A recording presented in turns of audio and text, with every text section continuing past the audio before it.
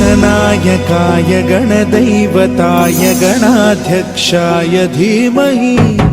गुणशरीराय गुणमण्डिताय गुणेशानाय धीमहि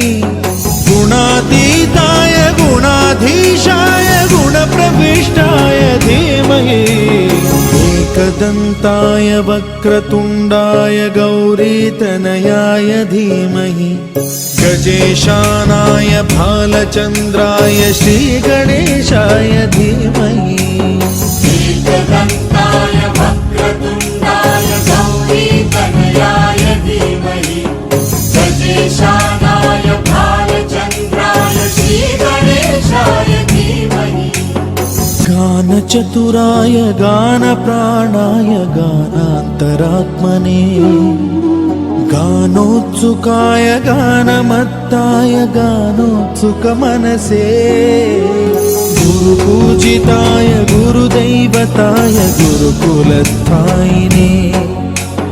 गुरुविक्रमाय गुह्यप्रवराय गुरवे